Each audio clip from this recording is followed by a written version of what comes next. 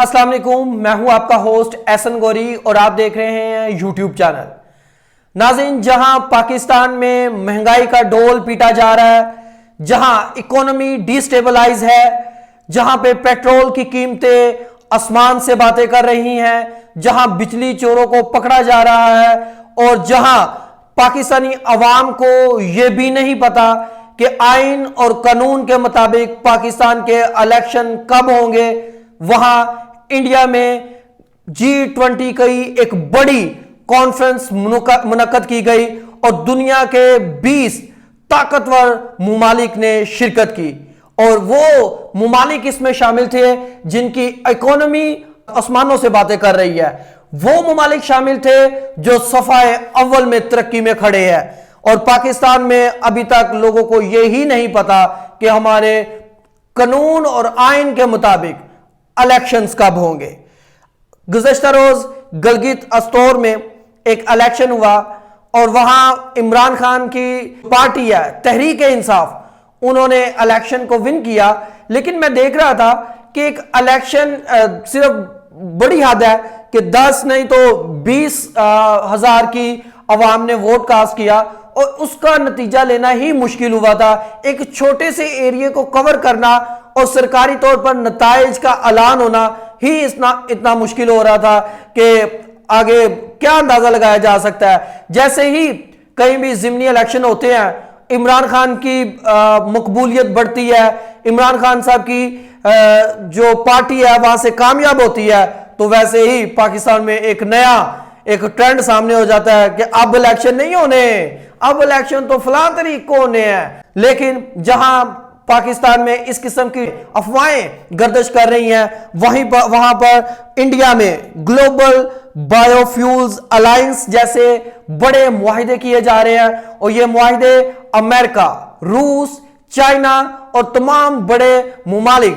जिनका इस वक्त जिनकी इकोनॉमी और जिनकी पूरी ताकत इस वक्त दुनिया में मशहूर है, उनके साथ इंडिया मुआहिदे कर रहा है।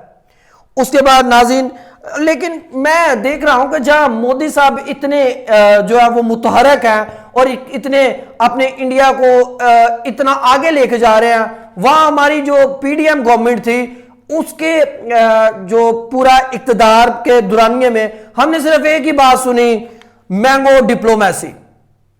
कहीं भी शहबाज शरीफ जाते थे और कोई 2-4 आम की पेटियां ले जाते थे, सैयद तैयब रजब उर्दगान को कह रहे थे कि लीजिए जी, आधे आम आपके हैं, आधे आम आपकी बेगम के हैं। कहीं भी जाते थे तो इसी तरह, उज्बेकिस्तान गए वहां भी इस तरह किया। किस किस्म की डिप्लोमेसी आप कर रहे हैं? मुझे तो यह डर था कि आइंदा आने वाले दिनों में अगर शहबाज शरीफ कुछ दिन और रहते तो कहीं हमारे वजीर आजम का नाम ही मैंगो वजीर आजम ना पड़ जाता। तो ये चीजें भी बड़ी काबिल फहम है कि जब आप इतने बड़े मनसब पर फाइज होते हैं तो आप फिर उस किस्म की ही बातें किया करें, उस किस्म की ही पॉलिसीज अपनाया करें। दुनिया में जहां इस वक्त तरक्की की जा रही है, वहां पाकिस्तान में मुख्तलिफ इशूज चल रहे हैं। कभी हमारी इकोनॉमी नीचे आ जाती है तो कभी डॉलर ऊपर जाने का खौफ रहता है, कभी पेट्रोल की कीमत बढ़ने का खौफ रहता है, तो कभी इलेक्ट्रिसिटी के बिल आ जाते हैं। नाज़रीन, एक और आपको खबर देते चले कि बोल टीवी जो इससे पहले जो उसकी एग्जीक्यूटिव बॉडी थी, उनसे जो है वो चैनल जो है वो किसी और एग्जीक्यूटिव बॉडी ने खरीद लिया है, जो बहुत जल्दी जो है वो बता देंगे। और मैं आपको यह भी बताता चलूं कि बोल टीवी की अब पॉलिसी भी चेंज होने जा रही है। बोल टीवी पर आपने देखा होगा कि दिन रात सुबह शाम इमरान खान के कसीदे पढ़े जाते थे और मुख्तलिफ एंकर्स जो थे जो इमरान खान की बहुत ज्यादा हमायत करते थे और जिनका बयानिया, जिनका दस्तूर, जिनका मंशूर एक ही होता था, इमरान खान पीटीआई, इमरान खान पीटीआई। अब आइंदा आने वाले दिनों में यह भी कम हो जाएगा। बोल टीवी का नाम चेंज करने पर भी गौर किया गया, लेकिन अब ये बात से पीछे हट गए हैं और बोल टीवी का नाम यही रहेगा। और फिर इस बात पर भी गौर किया जा रहा है कि शायद बोल टीवी का हेड ऑफिस चेंज कर दिया जाए। और नाज़रीन, आपको यह भी बताएं कि समीर चिश्ती साहब ने, जो शहरयार चिश्ती के भाई हैं, जिनका डेवो का भी काम था, उन्होंने ये चैनल जो है वो खरीद लिया है, बोल टीवी।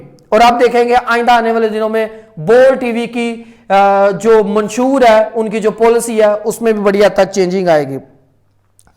बिजली चोरों के खिलाफ बड़ा क्रैकडाउन हो रहा है, और मैं चीफ ऑफ आर्मी स्टाफ ने जिन्होंने महंगाई को कम करने के लिए बहुत हद तक इनिशिएटिव लिए, जो स्मगलिंग माफिया है, स्मगलिंग माफिया में नाज़रीन आपको एक बड़ी खबर देने जा रहा हूं कि ईरान से जो तेल स्मगल होता है और पाकिस्तान में बिकता है, उसमें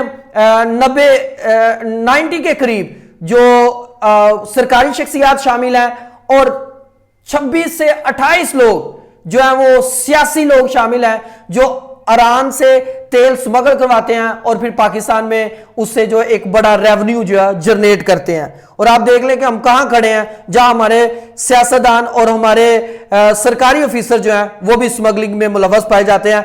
आर्मी को सल्यूट करूंगा कि उन्होंने बड़ी अच्छी स्ट्रेटजी अपनाई और पाकिस्तान को स्टेबल करने में इस वक्त लगे हुए हैं, चाहे वो डिप्लोमेसी हो, चाहे वो पाकिस्तान की करप्शन हो, उनको कम कर रहे हैं। और पाकिस्तान में जहां जहां करप्शन के जो नकाइस नजर आ रहे हैं उनको बाकायदा तौर पर हिट किया जा रहा और काफिले किरदार तक पहुंचाया जा रहा है। उसके बाद देखेंगे कि बिलावल भुट्टो साहब जो है वो बड़े एक्टिव हैं इन दिनों में, कभी इलेक्शंस के बारे में बयान देते हैं तो कभी अपने इत्तेहादियों पर जो है वो तीर जो है वो दागते हैं।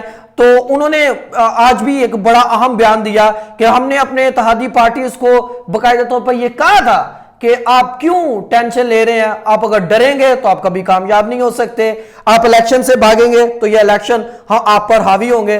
तो ये वो नून लीग को कह रहे थे, क्योंकि नून लीग का एक ही नारा था, हमने सियासत नहीं की बल्कि रियासत को बचाया। तो जब आपने सियासत की नहीं तो आप किस तरह इलेक्शंस में आ सकते हैं। तो शहबाज शरीफ साहब की इलेक्शन सियासत और को देखा जाएगा आने वाले दिनों में। मेरा नहीं ख्याल कि उन्होंने जितनी महंगाई की है और जितना उन्होंने पाकिस्तान पर जो है कर्जा और जितनी उन्होंने इन्फ्लेशन रेट को बढ़ा दिया है, उनको पाकिस्तान में फिर पजीराई मिलेगी या वो फिर इक़्तिदार में आ सकेंगे। अपने होस्ट एहसन गोरी को इजाजत दीजिएगा। अल्लाह हाफिज।